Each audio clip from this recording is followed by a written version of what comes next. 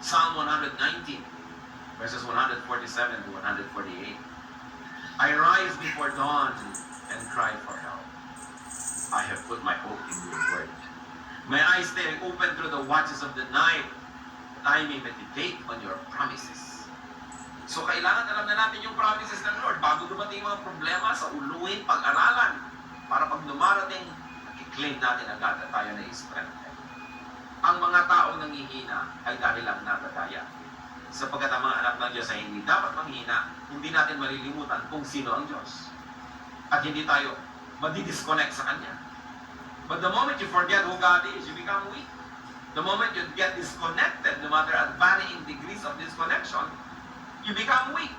So pag may tao nagsasabing, alam nyo, napaka-weak ko, isa pang problema, hindi ko na kaya, huwag muna, ayoko makinig, ayoko, hindi ko na kaya, you have become weak. You've got to look into yourselves. There must be some disconnection because God is power. So ayaw mong umilaw, siguro hindi nakasaksak doon sa plug.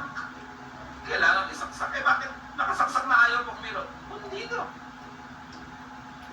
Kaya kailangan ayus-ayusin ang buhay para umiilaw pag isinasaksak sa kuryente. Ang Lord yung source ng power na yun. Hindi bagay sa mga anak ng Diyos na maging mahina sapagkat ang Diyos ay malakas. So may itong Diyos ko, siya ang aking tagapagligtas tapos ang itsura mo. Bakit ka ganyan? Lupay-pay. Ganyan ba itsura ng Diyos? Hindi. Eh ba't ganyan ka? Surely, there is something that went wrong along the way. At ano yon? More often than not, it is sin. May kasalanan. Kaya nandito. So problems can become blessings when they show us what's really important in life. Kumisa kasi pag nagkakaproblema, doon lang lumilinaw kung anong mahalaga. Parang ganito. May sunog. 3 kilo lang ang pwede niyong madala. Ano ang dadalhin niyo? Doon lang magiging malinaw kung alin talaga sa mga ari-arian niyo ang tunay na mahalaga. Siguro naman hindi niyo nadadalhin yung anong dadalhin niyo dadalhin? Hindi niyo dadalhin isang kapang bigas. Siguro hindi niyo nadadalhin yung bangko. Hindi niyo nadadalhin yung mga inipon yung pagkarami-rami siguro mga lumang tsinelas na hindi niyo maitapon-tapon. Kadalasan pag may sunog, ano lang bitbit ng mga tao, yung photo album. Yung ikinasal sila mag-asawa, batang-bata pa sila. Dala-dala nila yung mga frame na yun.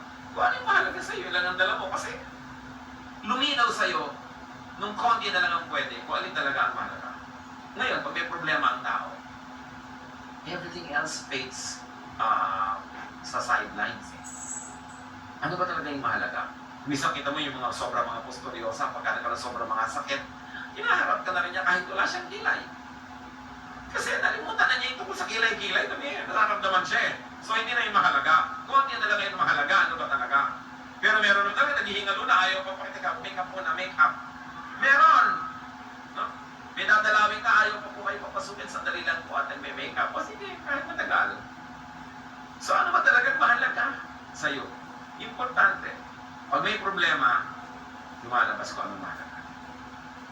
Pag nawawala na halos ang lahat at wala nang matitira, Psalm 119, 67 to 68. Before I was afflicted, I went astray. But now, I obey your word.